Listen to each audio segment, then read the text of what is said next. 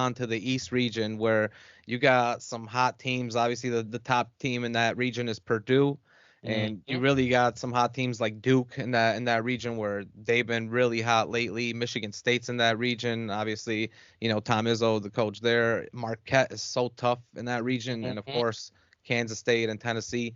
Nobody could really worry about them, but And that's a tough USC. one. There's a lot of teams that can make some noise in that region. That's That's for sure right. too. USC as well. Yep. We just said it. The South was the easiest one. The rest of them, you're gonna have to work for it.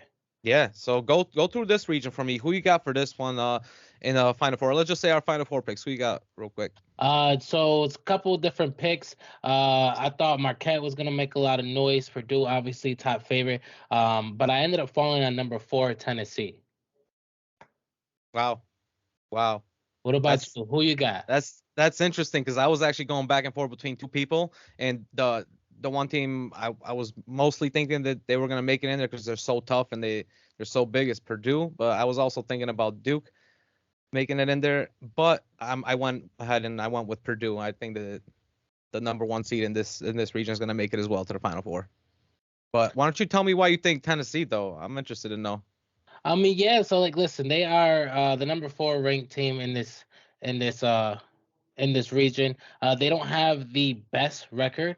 I think they have, I think, 10 losses this year. Um, but like I said, the name of the game, and at the end of the day, it's crucial to success in the NCAA tournament is defense. A lot of teams have offense, a lot of teams can score, but every team, and I mean every team, will face multiple dry spells where they cannot get the ball in the basket. The Yep. teams that That make it always happens. to the national championship and win it are the teams whose defense can hold them down in those times and make sure that they still allow themselves to stay in those games. So, like I said, all four teams that I picked to go to Final Four has great defense. The second ranked defense and defensive efficiency is the Volunteers. So That's good. elite rim protection. Got a lot of physical bodies. Know how to play down low. And the big issue is, like I said, the word a lot of physical bodies. They got four big men, 6'8" and above, that know how to protect the rim, that know how to play, and that don't get in too much foul trouble. So with that, they throw bodies at you. And one of the reasons why I actually picked them to go far in the tournament is because out of all the teams that they have faced this year alone, they went 3-0 against three top teams that are in this tournament with them, and that Mm, is a win interesting. against number one Alabama, a win against number three Kansas, and a win against number six Texas. So has that defense, like I said, the defense has shown that they, as long as they can hang in there, they got a lot of versatility in the wing position, and they're gonna make it hard for you to score. And they have a lot of grit and grind to make sure that they are able to pull out in certain games. So I do think that Tennessee is going to make it through. And like I said, I don't mind laying out this bracket a little bit, or this region. Uh, Yeah, yeah. Let me know how you for think they get 13, there. Louisiana. I mean, that's easy. Obviously, not all easy, but I do think that this is where the tough game everyone's going to be looking for is Duke versus Tennessee. Yep. And I, 100%. I I definitely know Duke is a fierce competitor, but I definitely got Tennessee squeaking out.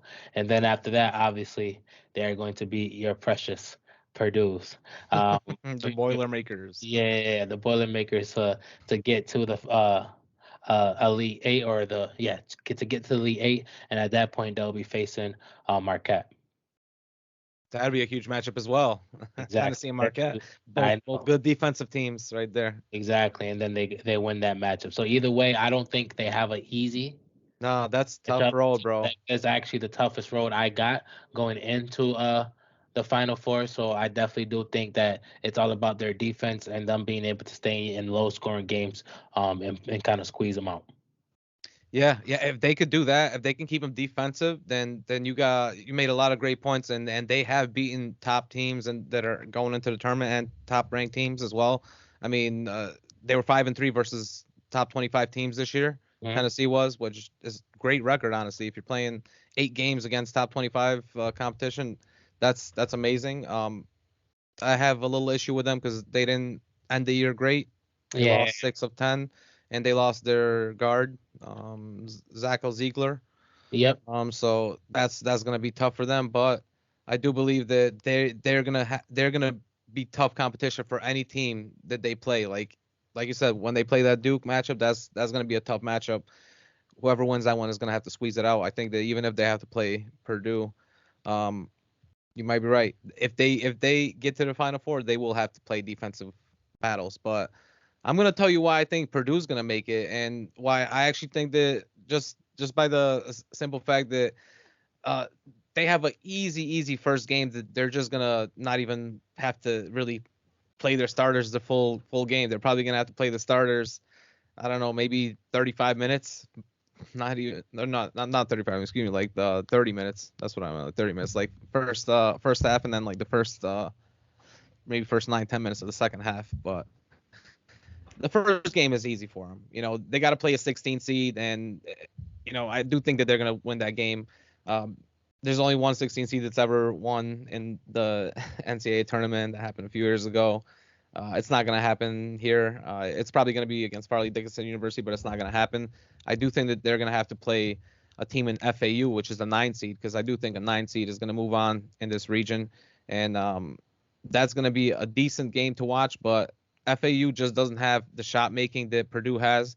Purdue, like, they have one of the players of the year in Zach Edley. He's one of the best players in college basketball. I mean, you could throw other guys in there, like I said, Brandon Miller from Alabama, but Zach Edley definitely deserves, Player of the Year nomination, because he was Big Ten Player of the Year. They have a lot of size in there. Like they get a lot of rebounds. They out rebound teams a lot. They get offensive rebounds more than most teams in the country. They're top 15 in offensive rebounds. They're top 10 in defensive rebounds. So this is where they make their bread and butter. And they played the whole year. They played a rank of opponents was seventh. The schedule of opponents that they played was seventh in the whole league. So they've had some tough games this whole year, and they ended up 29-5. I think that they're the most tested all year, and that's why I think that they make it past that round of 32 against FAU. And I do think that instead of Tennessee, they're gonna have to play Duke. I think Duke makes it to the Sweet 16 against Purdue, and that's where the offenses take over. Purdue is they're just too big for Duke, and that's where I think they make it to the Elite Eight against a team in Marquette, where I think that's going to be a tough game as well. But I just think that the size of Purdue just beats them out, and that's how they get to the Final Four. That size is a problem for any team, and they have two guys that are 6'9" and above, and that's going to be tough for anyone. I mean, no, I definitely agree, and that's why I ended up having Tennessee go through that whole region, because of that. The same thing, the size. Purdue is that's why I have them winning games over Duke and Purdue, because Duke alone, literally, I think they have the highest average height in the country. They have the biggest team in the country, and like you Right. said, Purdue has a two top big men, and that's why I said having those four, like I said, 6'9", 6'10", 7'1", 6'8", those four big men, Olivier, Jonas, Euros, and Julian, coming from Tennessee. I wasn't even going Those big guys. to pronounce those last Those names. would be. That's why I think that they're gonna really go through deep in that tourney. But either way, I do hope that I like Duke, so I want them to play well. But I do hope that Tennessee beats Duke, so that we can see that Purdue and that Tennessee matchup. That's gonna be that matchup, and it's interesting because both of us actually have, like, I mean, we both got, both our teams going against Duke if we were to make it to the Final Four, and Yeah. going against Marquette. So Yep. this is the I got region. another sleeper I got in there, maybe making it. And granted, I this is the podcast, so I'm being subjective. But in one of my brackets, I did pick Tennessee and Kentucky.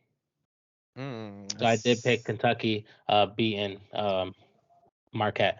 Yeah, Kentucky versus That's another Marquette. team. They can get hot. They can get hot. That's for sure, man. That's for sure. That's definitely for sure. And even though, like, Duke is one of the hottest teams right now, like they have been in the last like 2 months, don't sleep on Oral Roberts. They're number 12 seed in this bracket. I know a lot of people are talking about Duke, like, oh, Duke is gonna just run through this bracket and go through the Sweet 16 real quick. But or maybe even just the round of 32. Like, you don't think they are, but don't sleep on Oral Roberts. They're 12 seed. There's a reason why 12 seeds. They beat the 5 seed. I think it's 37% of the time in the last 4 years. So there's a reason that happens. It's literally like, it's a crazy record. It's 20 times they won out of like, what was it, 50 something games out of 57 or 53 games actually. 21 times I think it was. Cause I was watching these stats about the number 12s. It was a little mini doc about the 12s. 12s always No, beat 5s. and that's the easiest one to pick a upset with because like 6 and 11, like yeah, it's a little bit. It's just like 5 and 12 is the farthest you're gonna get where you really have a chance.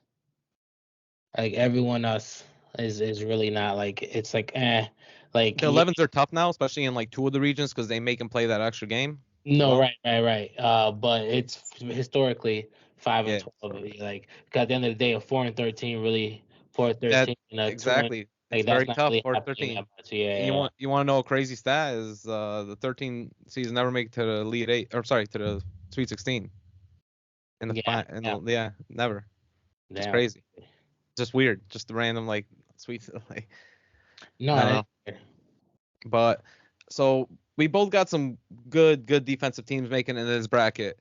yes, And this, like I said, this might be one of the toughest bracket in the whole, or the toughest region in the whole bracket, excuse me. yes. And then